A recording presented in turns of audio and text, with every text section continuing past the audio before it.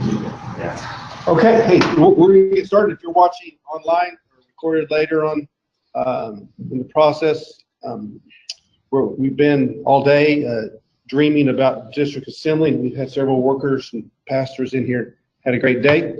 And so I can get in here. And then I'd like to introduce to you Clark and Ryan. And both have tremendous experiences in what we're going to be talking about tonight. Looking forward to it. They're already doing, now they're going to be up to what, 6 campuses when it's all said and done here recently? 5 physical campuses by the end of 2020. Okay.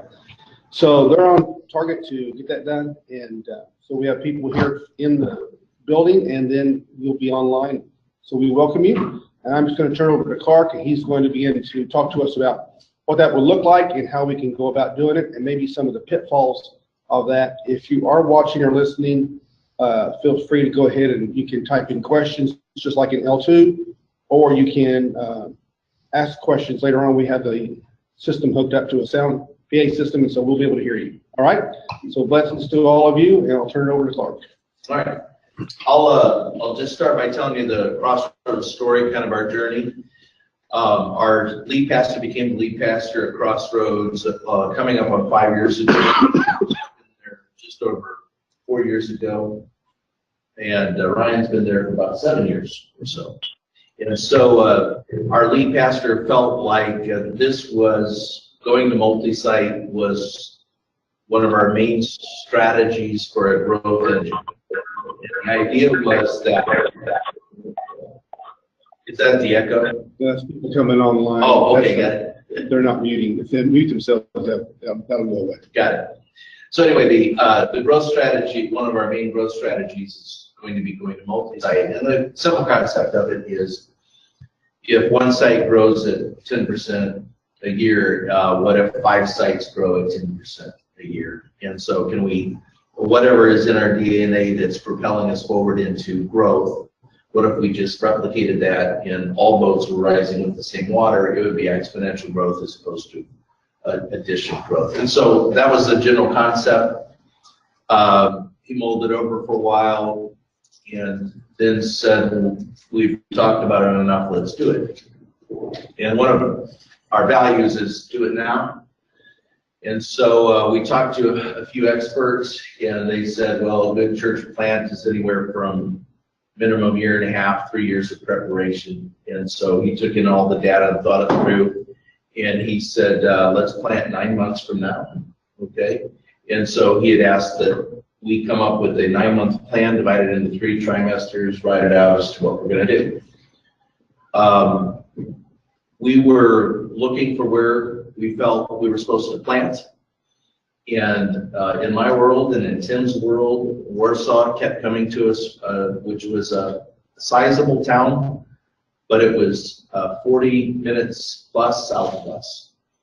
And so there was an issue with the distance. 45 minutes had a number of issues with it, including how we're going to get the signal in, but we'll talk about that in a second. The main issue was when we recruited a core team from our core campus to go, we weren't going to be able to tell them to stay and not come back. And that was a little bit of an issue. We wanted to, but they were commuting, a lot of them, quite a bit longer to go there than they were to where they were attending church now. So our sending team ended up having a time limit on it. And so some were in for 6 months, some were in for just the launch, some were in for a year. And so anyway, we went ahead and in the first trimester, it was to find a site, develop a plan. The second trimester was to gather the resources and do the fundraising. And the third trimester was to spend the resources and implement pre-launch and then to implement launch. Pre-launch was about 6 weeks of practice services. And also in that, with the Warsaw site, we hired our site pastor 3 months in. So when the site pastor came on, he had already missed the first 3-month trimester. What trimester was getting volunteers and launch team members? Trimester number 2, which was too late, but trimester number 2. And so we promoted it and advertised it, came up with a plan of trimester 1, but we started recruiting and taking down names a little bit through trimester 1, but it was sign on the dotted line in trimester 2 and get the solid commitments. And then we launched. We found a site in the first trimester. It was a middle school that it used to be the high school, 700-seat auditorium. We were convinced we would fill it in 1 or 2 weeks. So we gave ourselves a little bit of space. But anyway, we launched there. It was a little rough. It was stark, very cement block and tile, kind of sterile. The children's department was a sizable walk-in sanctuary. A number of things that weren't ideal with the site, but our concept was we'll overcome it with branding and people and signs and labor. And so, but it was a full setup and tear down and scratch every week. And so that was a sizable amount of labor on that particular site. Any questions as I pause there? We hired a guy. Yeah, it seems to be our model. We hired a guy straight out of school that was getting married, so he graduated, got married, and launched a church in about the same 3-week period. Or started working for us anyway. And so he went down, began to try to integrate into the community. The population of the town was just over 12. No, the population of the town was 15,000, and their brand new YMCA had a membership of 12,500. So the YMCA seemed to be the center of the community. So he started going there. There's a few other places that we required. We asked him to come up with 3 places to work from on his laptop during the week that would integrate him in the community. The YMCA was one. We asked him to find, I think the Martin Supermarket, which had a big deli, was another one. And then we'd asked him to find a bar, and that was a third one, a downtown bar that he worked in. And so those 3 areas were kind of where he set up office for a few hours every day where people could expect to find him. And he put together a core team outside of our launch team. I believe it was around 25 people before launch time. So we launched with about 65.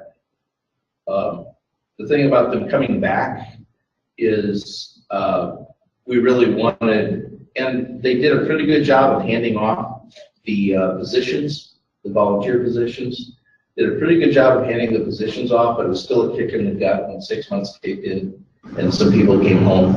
And then when the year kicked in, some people came home. And so that was more demoralizing than we had anticipated. But that site, we ended up doing kind of a mini relaunch with the staff change about a year ago, and actually last December. And we're actually pretty pleased with where it's at now. And so it's running back up to about 65 with an upward trajectory in both funds. Not quite breaking even. Our anticipation was to break even before the 3rd year. And so that site is probably on target to begin breaking even in January. And so we're pleased with where it's at. But now it's pretty much totally self-sufficient, with the exception of they're in the red, $17,000 a year. That's starting to fade. The second, any questions on site number 1? The main mistakes that we, go ahead. You could probably speak a little bit more to this. We went with a video venue model and a campus pastor. So we would send our sermons from Sunday morning at our Sunday campus. We have 3 services. We would record our 8:30 service, and then we would actually have someone grab the tape and drive it to the campus, and that would be the sermon. Everything else would be 100% the same service and the same product as our Goshen campus, so the same exact songs. The only things that had variants were things like our vision casting moments or stuff like that, but overall the teaching package would all be the same. So along with that, we kept in mind what type of profile of someone that we wanted to hire. And what I would say would potentially be another mistake that we made is we hired someone that would be dual worship person and campus pastor. And especially, I mean, not just for someone who came right out of college. That is a big that's a big job to bite off and to swallow. So we had to go through some of that, and then like Clark said about our relaunch, we ended up diversifying. One of the things that we did on our second one is we hired a campus pastor and a worship person. So we had two people at the campus. We ended up doing the same exact thing at our Warsaw campus after we hired the campus pastor to kind of do the relaunch, and then hired a worship pastor there. So we wanted a guy who was strong in woo, he could play the guitar and sing, and he was all of those. But it was too much to put the weight of discipleship and community building and all that on, in addition to the demands of worship, which for us is fairly demanding. And so our communication model for multi-campus was in place. It was good. And that's based on the big idea, like we spoke earlier today.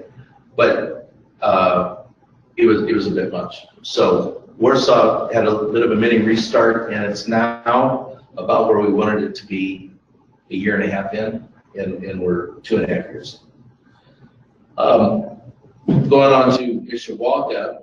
Mishawaka is a larger population center than where our main campus, home campus is. We did a 9-month launch plan there.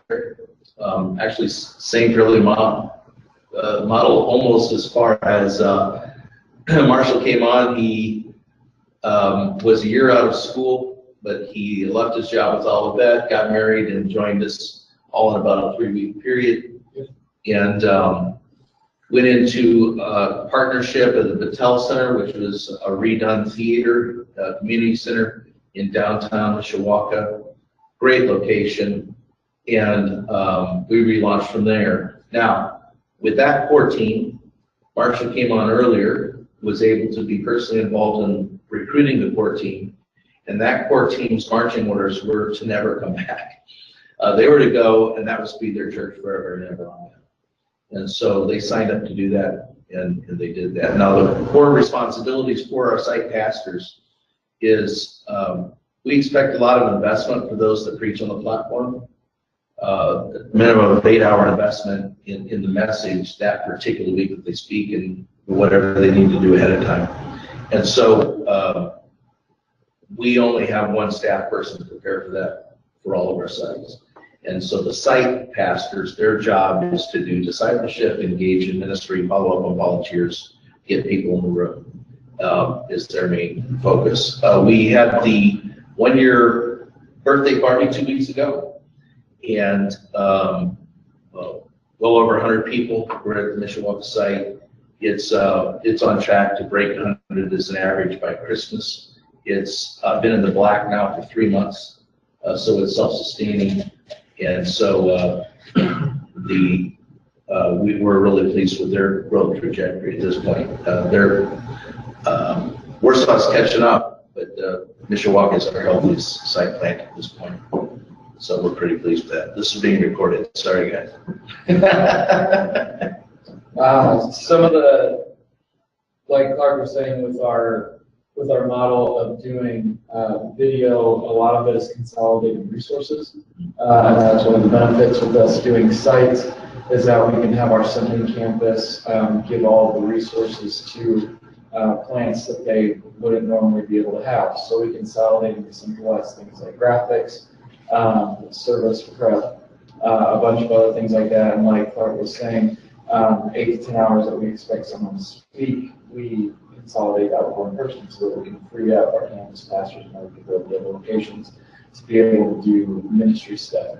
Clark had a lot bigger hand in planning campuses than I did, but from an outside perspective, Warsaw, especially the first time we did it, might have just been too far of a distance. And it was a kick in the gut with launch team members leaving at 6 months to a year. It made it seem very distant, and on some levels it made them seem like they were kind of out on an island. Not to mention, anytime you just drop off 30 people, it's going to be a shot to your momentum for the next week, and there's going to be energy out of the room.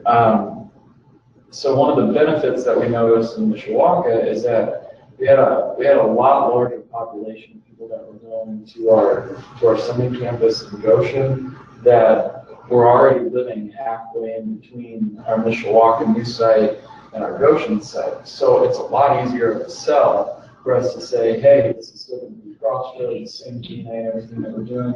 You're just shifting your ministry and your mission over to another site. And we didn't have to deal with or bother with the pain of people leaving. One of the other things that we noticed is that the incubation period, what a terrible way to say it. Indoctrinating, no, that's a terrible way to say it too. No, that's right. Indoctrinating, yes, into Crossroads DNA. 3 months before you launch a campus is not long enough to have someone be on the ground floor and what you're doing at your church so that they can easily replicate what your DNA is. So we were hurting a little bit with bringing in someone with 3 months saying, all right, you've known Crossroads for 3 months, go ahead and tell everybody what we're like. I mean, it didn't take me. It took me 3 years to figure that out. So one of the benefits with our Mishawaka campus is Marshall, who was at Olivet. He grew up in our youth group. He was a part of. He was a hometown kid, and he knew our church, he knew our ministry model, he knew the way that we operated. So it was a lot more seamless to bring him in, and he understood the culture and was able to replicate it a little bit better. Some of that's economics. One of the models we look at for site plans, they say, well, bring somebody in for a year and a half, pay them a salary, and then monitor them. Well, we can't afford to do that. We can't afford to bring in an extra staff person for a year and a half. And so when we raised money for our sites, it included the first full year of salary for whoever was launching. In one case, it was the single pastor worship leader, but the other case, it was the half the salary for the worship guy and full salary for the site campus. So we don't have a ton of funds to have somebody come on and spend all this time doing training and stuff. But 3 months is too short. And so with Marshall, it went a lot quicker, and he integrated into who we are because he already knew us. But the other, did we lose someone?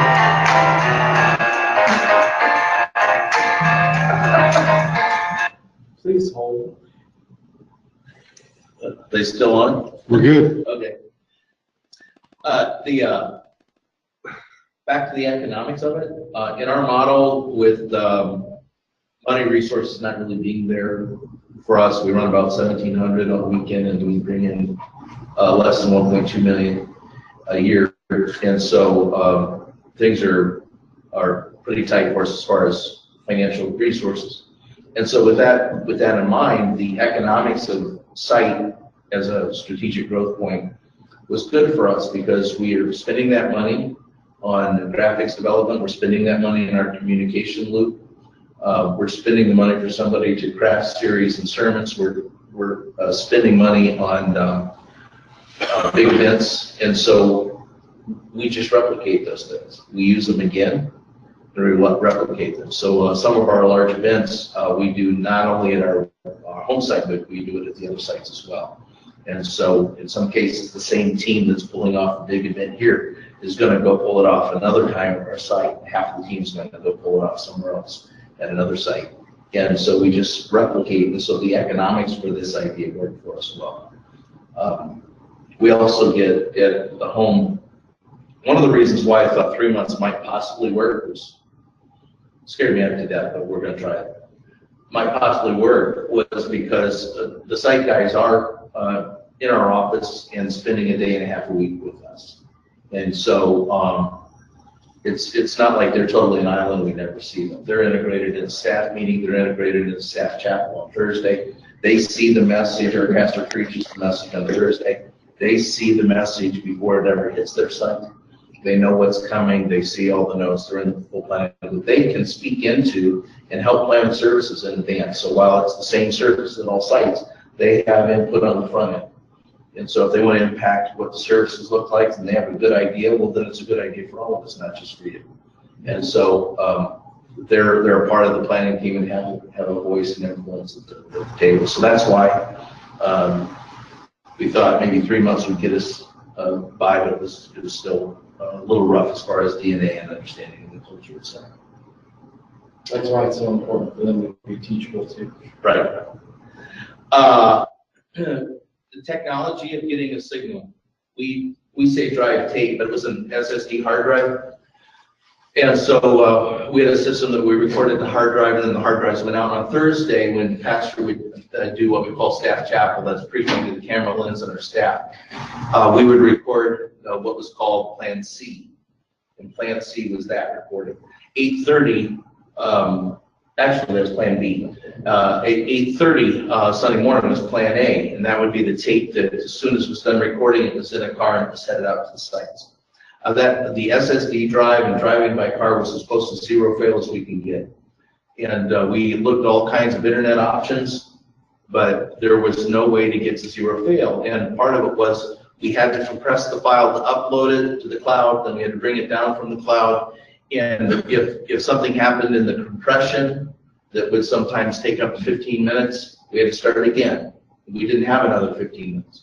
If something happened in uploading it to the cloud, we had to upload again. If something happened in the download, we'd have to start again. And we only had a 1 hour gap before services started at the sites. And so we did not have the option of doing an internet transfer of any kind because it was not zero fail. This was the only zero fail we had. Plan A is the 8:30 tape. Plan B is the Thursday tape from staff chapel. Plan C was a canned service. We just kept it at that time. And those were sermons. Worship was live. Any questions? That's how we just changed how we did it. Now I'm going to talk about the new product. I'm not a salesman for this product, but it's saved our lives, and Tim might actually be able to plant in Sarasota now. So he's dreaming about that. He should be. Yeah. This product is fantastic. At Craig Michelle's church, their tech people and some people from the industry put their heads together, and they figured out how to compress as they upload and how to unwrap it as they download. So at the other end of the zero fail option, with a 3-minute delay, your zero fail as long as you have a 3-minute delay.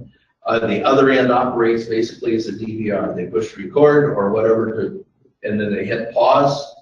They go to whatever marker we give them. They start pre-recording an hour in advance. They go to the marker we give them where they know the sermon starts. They hit play whenever they're ready. Now they named it, their marketing people aren't very good. They named it Living as One, which sounds like a marriage counseling system of some kind. But this for us is a game changer, and for anybody doing church like we're doing it, it's been a game changer. The encoder is $5,000 and the decoder is $4,000. And even in our world, that's extremely reasonable for what this does. It was the only way that we can now anywhere in the world, as long as there's a phone with a 3G signal, and a 3-minute delay, you can get 1080p with stereo, high quality stereo audio. So that's changing our world in a number of ways. I don't know if they can see that on there, but that's pretty well the signal path of the way that Living as One works. At the sending campus, you have your video and your audio system that goes into your encoder, which uploads it directly to the cloud, so you pay for cloud, so you pay for cloud storage. And then at your receiving sites, you have a decoder, which will then download the video file. And wherever you have a decoder, you can set it that you can actually set up marks on the video. So you can go on there and you can say message start. It creates a mark on there. Someone at the site just has to click go to, and then push play, and you're ready to go. So this is stuff. I mean, as we're talking to them about, as we're talking to people at At Life Church, which thankfully we know some people that know some people there, which is great. We know a guy. But they're talking to us and they're saying, yeah, we would set up at each of our campuses, we would set out a satellite at each of our campuses, and we would have our own satellite network that we would, like, They bought space. tons and tons and tons of money. And the guy says to us, living as one has been what I've been looking for the past 10 years to make this happen. So you've got people like Hillsong, Willow Creek, Global Leadership Summit, all these people over the past couple of years that have started moving to living as one, and we look at the price tag on it and say, yeah, this does exactly what we wanted to do, and it's $5,000, somewhat affordable. I mean, to be able to do that and know that we can put the product up there and we can get it to wherever we need to, no matter what sort of internet connection that we've got, is great. And their service is fantastic, is on it. It sends you alerts if something goes down with your internet. If something happens with your internet, it'll start downloading it right from the top that it's stopped, so you don't have to worry about it re-pulling down the entire file. It picks up right where it left off. You said there's a zero pay? Nothing zero. Now, the first week we installed it, it failed. Second week. Second week, all right. Second week. It wasn't connected to it was actually a hardware failure in one of the units. But we sent it back, got a new one, didn't cost us anything. But it's about as close to zero fail as you can get. It's more zero fail than us driving in the wintertime to your sites. Okay. And so there will not be buffering. As long as there's a 3-minute delay, you will not get a buffer wheel for your congregation to sit and look at. And you can set how much data you carry on it too. So you get to a point and you mark it and you say, I want it to have an hour's worth of buffer. It will download an hour past where you started it from, and then that hour will continue to go with you as long as you play. It will continue to pull down as much time as you're pulling there. So you can set that at our sending campus. We set it as close to zero delay as possible, so we can try to watch it as live as possible. At the campuses, we set it to an hour buffer so that as soon as they get there, they open up the decoder, they start the download. I mean, we start recording at 6:30 in the morning when we get to our sending site, so they can already test and check and make sure that they're getting stuff from in case anything's going a little bit crazy with it. But that's been a game changer for us, because we not only have our Thursday backup recording that we can leave in there and it'll hold it for 6 days. That's already on queue that someone can go to and pull it down there. We have our 8:30 service that we can pull it down, and then our 10 o'clock service, which starts 30 minutes before our campuses go, that we can technically say, hey, we're going to try to do our 10:30 service, just watch the one, make the updates, and click and go to it, and you can use the service that's happening 30 minutes before your service starts. So it gives us 3 options that we can go.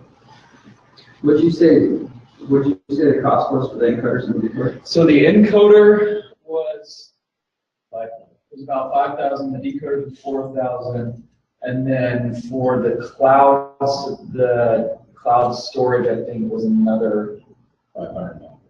Yeah. 500 a month, and how much space do you have in there?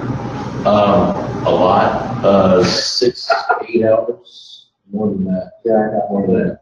I'd have Like, So it's not a storage space, it's truly just more of like a service for we trying to. right, and you can set how long you want things to stay in queue on there for. They normally recommend just 6 or 7 days, a full week cycle before it cycles it out and gives you the space back. that way you don't start stacking up your time. Yeah. And I've got pulled up right now.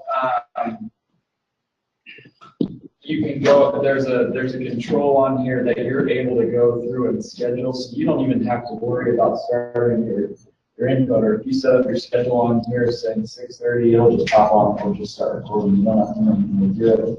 Just set what you want to, and it'll start rolling.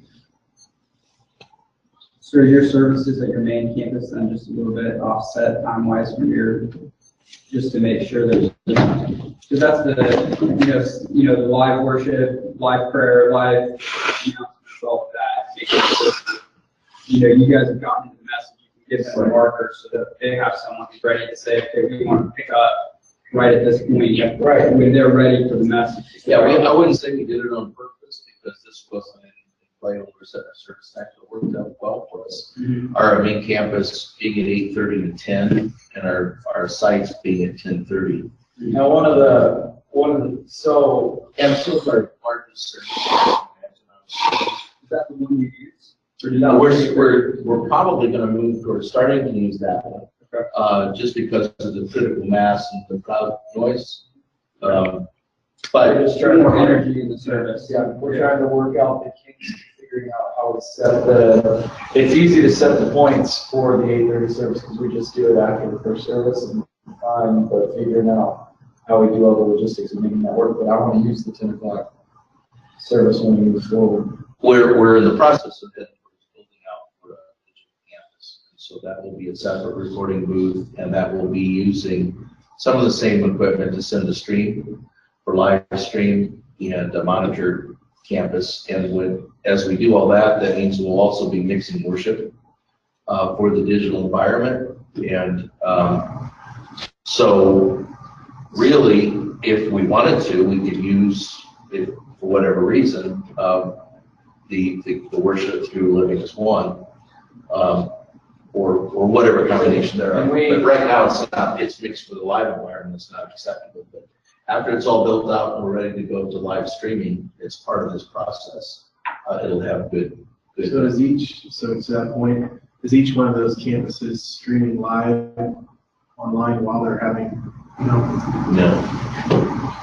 And that's one of the things that I'd love to move to. Well, like what Clark was saying, one of our tenets is if you've got a good idea, let's have it be a good idea for everyone. So we want to make sure everything that we do is replicatable at each site. So I hate the idea of coming up with a concept that we can do at our Goshen campus because we have increased resources, but we won't be able to do it at the sites. So we try to run it through that, and that's a great way to stretch our sites with creating and involving people and creating teams. But we've done from time to time where we have taken, it's nice to have that bullet in the chamber. We did something at the Goshen campus that was a powerful moment that we weren't going to be able to pull off the sites, but we were able to record it and we were able to have it there and pull off a similar effect of what we're doing. So it's great to have that, like with worship or other situations. Living as One gives us the opportunity to do that. But what I would love to do as far as DNA goes is be able to shift around what our sending campus is. So like this 2 Sundays ago was our 1-year birthday for our Mishawaka campus. So I'm an odd combination of being creative and highly detail-oriented, and when people mess with my details, I kind of go in the field position and start to really freak out.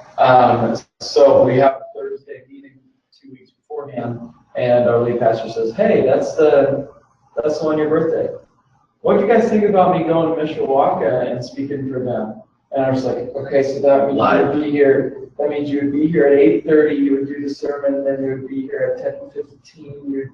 Then you would leave. We need to issue a cop car to drive you 30 minutes away, and then we'd show the video at our second service speaker. Then you have to be back before 11:55." So I'm starting to freak out about this entire timeline, and that's been one of the. That would be one of the really. That would be really. So this is just really funny. We're talking about being here at Audacious Goals and why you go for the ask. So we're able to do this in Mishawaka by getting a cop car to drive our lead pastor to go there. And I was like, how would we do that in Warsaw, 45 minutes away?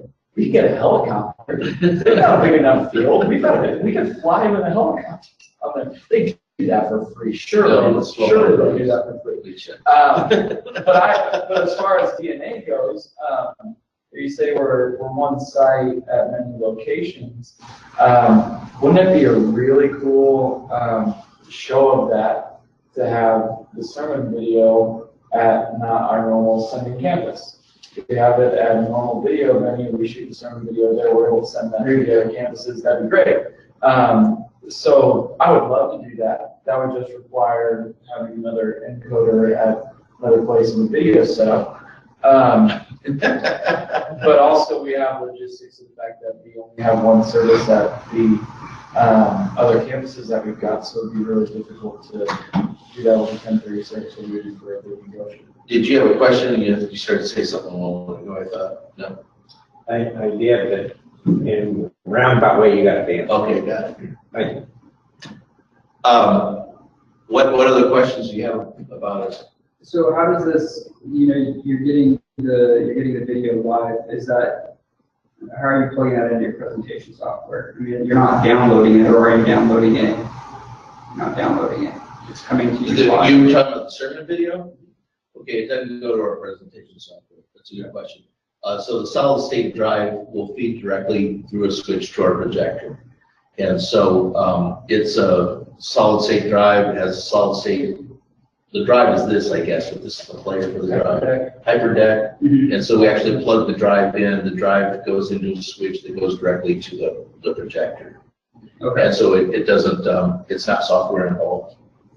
okay, Yeah, at this point. gotcha. And same way with how Living as One works. Same It setup. goes from the decoder into whatever Switch. sort of, Switch. video audio outputs into a switch, and then we just control that with like our cameras and other video audio inputs that we've got to switch on the projector. And how long again have you been using this? system? Well, we've actually been using Living as One, coming up on 3 months. We've been live with it 6 weeks, and we're taking off the training wheels or whatever. We've stopped driving tape as of this coming Sunday. So. And the biggest hiccup was the hardware failure you had? Yeah, one of the units failed. Okay. Yeah, but and you look through the reviews. There's some pretty big boys using this, and I don't know if we were the first ones that happened to, but yeah. Well, I mean, we talked about plan A, B, and C. We don't do a great job at this. We need to have it actually be more. We need to make rules on this. But it's normally been, what plan do we go with based on a gut feeling? Because you have tech failures sometimes. What happens if you have a microphone that's up here and for some reason you're getting a lot more breath and popping and it's a lot more distracting, or what happens if you have a radio frequency issue and something cracks in it. So we've heard of churches that actually developed a point system, and anytime that there is something distracting, they allocate an amount of points, and if the points reach a certain level, they say, all right, we're not going with this recording, we're going with plan B, which would be great for us to do that. We've merely been going with gut feelings. That's really distracting. Let's go with the other one. The other one might not have been as good as content-wise, might not have felt as good, but it's not distracting, it gets the point across.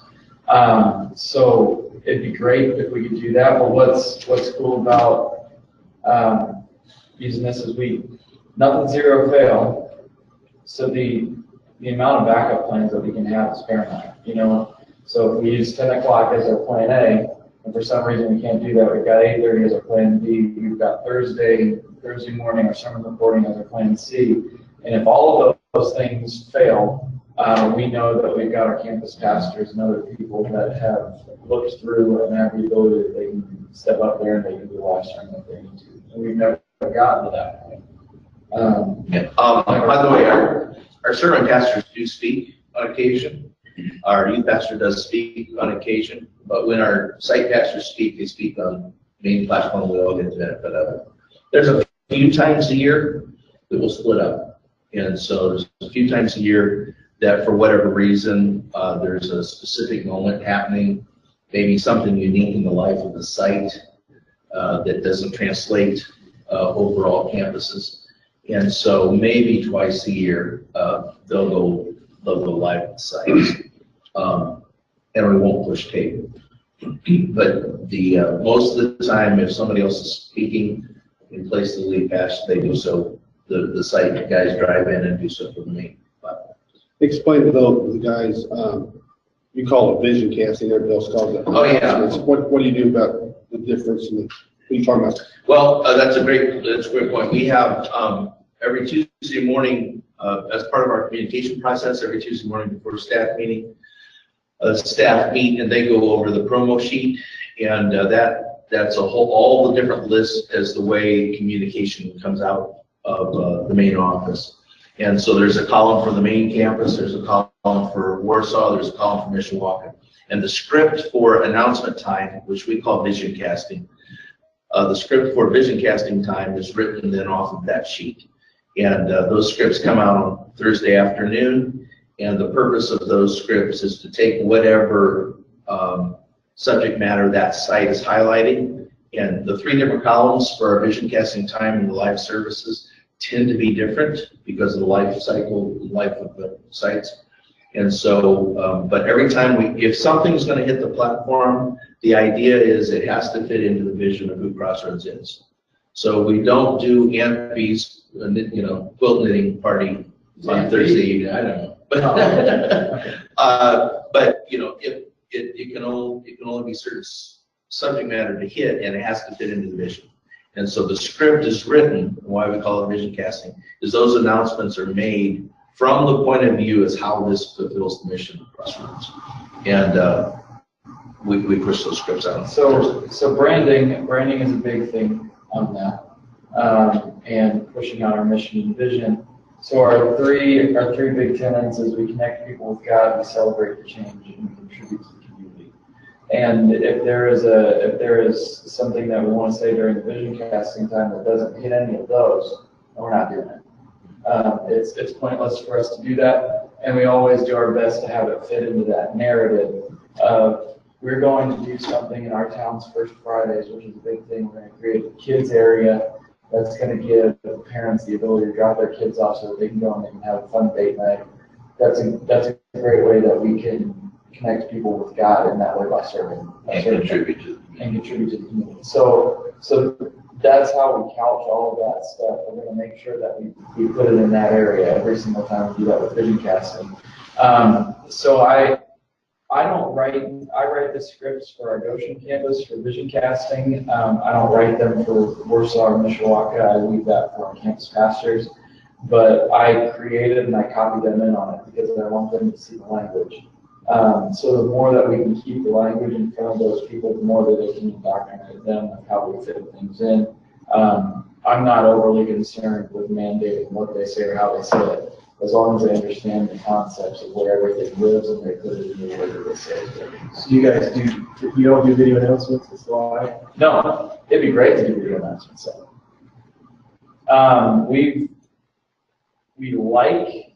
We like doing live announcements because it increases people's platform on staff from time to time, being able to have them be up there on the stage.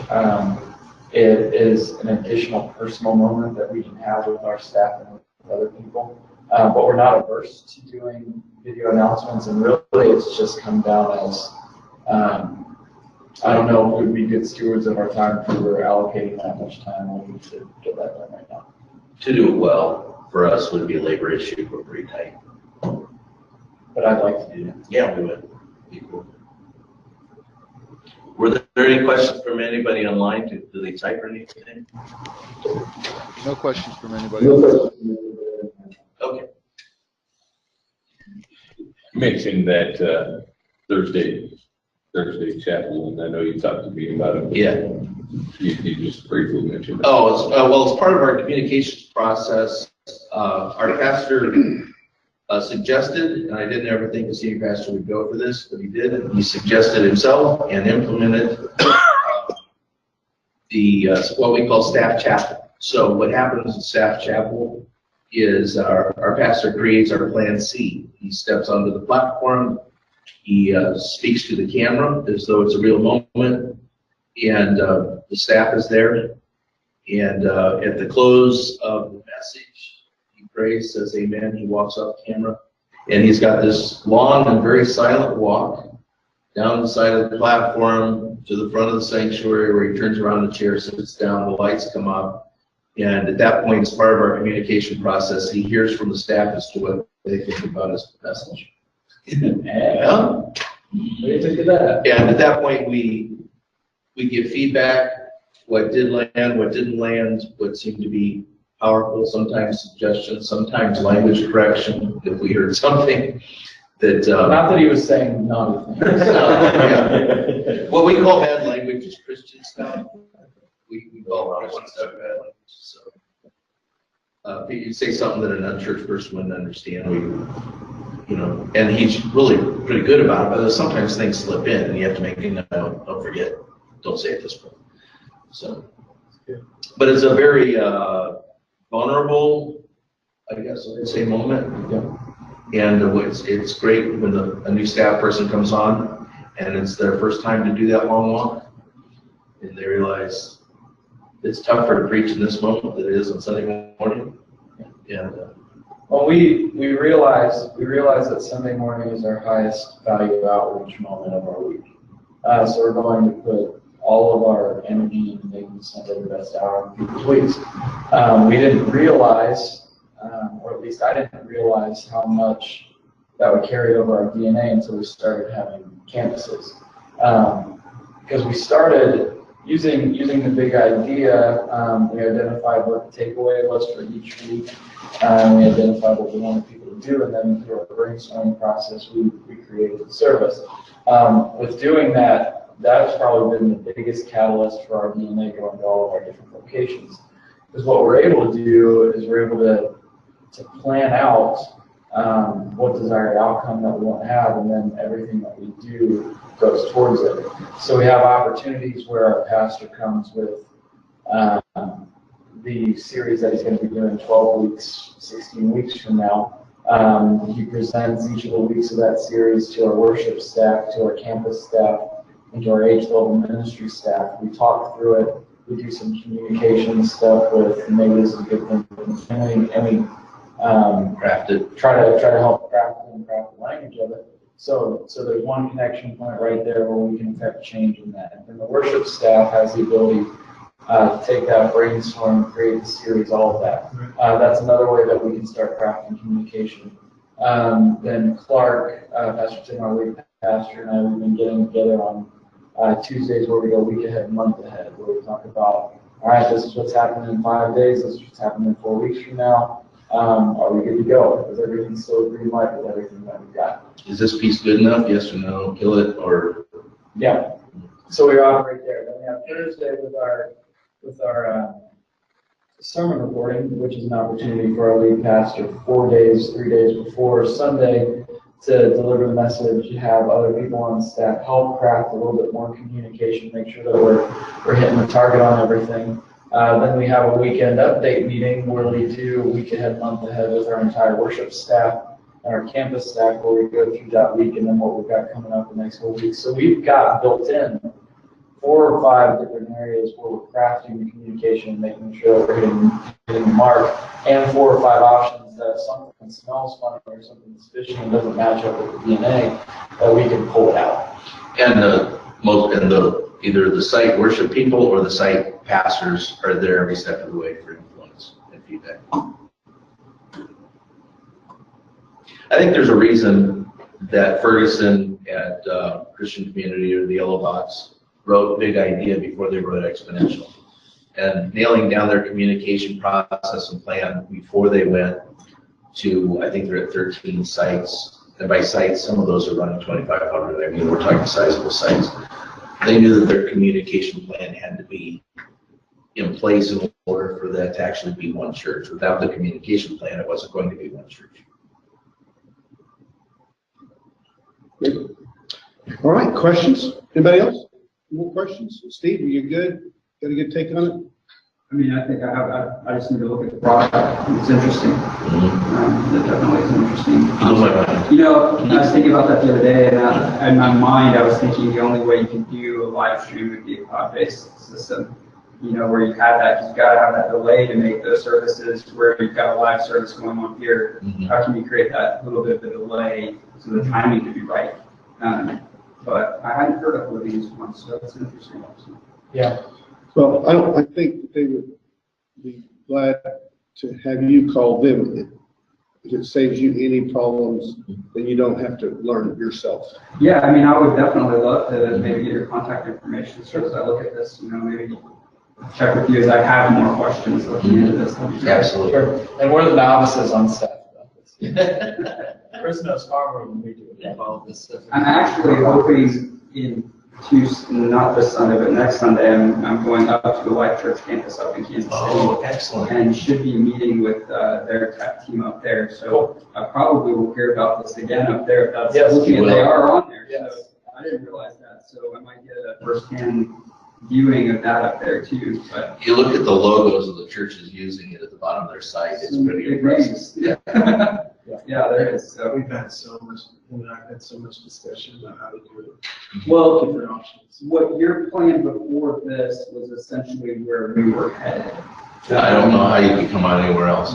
Right, and so that's, even how you're talking about having your backup plans, in my head, I was like, you're doing it Sunday morning, you gotta have a backup plan, which was for us, Thursday recording. Yeah. To have that, there.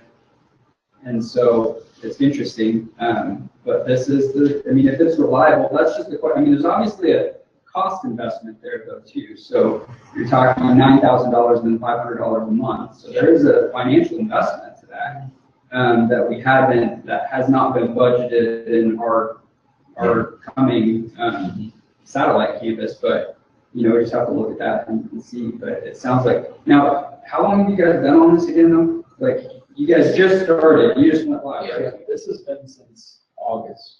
Okay. How long has this platform been around? The first time I heard about it was, I think, in the fall of 2017. Yeah, but it wasn't around when we launched Warsaw. No, it wasn't. It was around, but we didn't know about it when we launched Mr. Walker. So does the platform itself have pretty good uptime? Oh, And you guys have hardware issues, Right. but have you guys heard of the platform itself being stable? we haven't seen any issues in the reviews that people have written about it, and we haven't experienced that ourselves. No. And of course, it's a short, Sure. our trial. Well, we've been plugged in though for 10 weeks, but Was Life Church involved in developing Yes. this? I was gonna say, because this sounds like something Life Church would do. Well, Tim's friend told us, Tim, our lead pastor, knows one of the tech guys. What he said, or of the story was that, this is a problem many churches have had, especially Life Church. And so they were brainstorming on it at the top end of their tech people, ended up meeting with some high-end industry people, and they just put their heads together and came up with a way to solve the compression issue. You're right. Elevation, they're just all around Charlotte, and they create fiber networks. Right. It's all of they created their own Ran 5. Yeah. network. But they've got the financial resources. Yeah. Most churches don't. Which is ridiculous. Right. That's what's beautiful about this.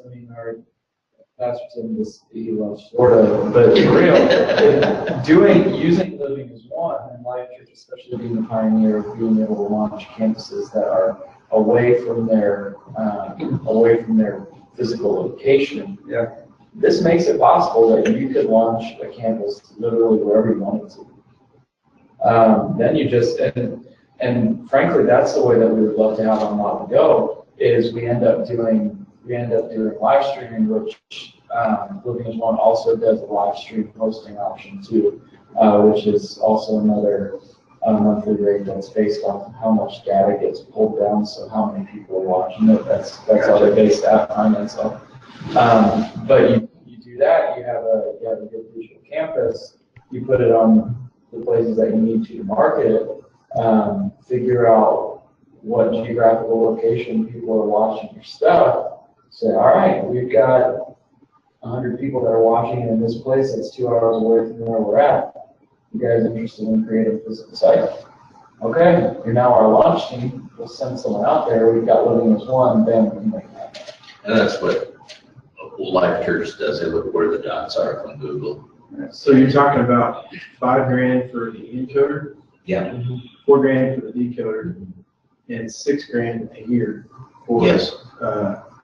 the essentially membership or whatever. Sure. The cloud storage, yeah. Right. So, yeah, you're thinking about. So we get a little bit of a ride on operations for about a year and a half because we're doing fundraising for digital campus, and so all that will be outside of our normal budget levels.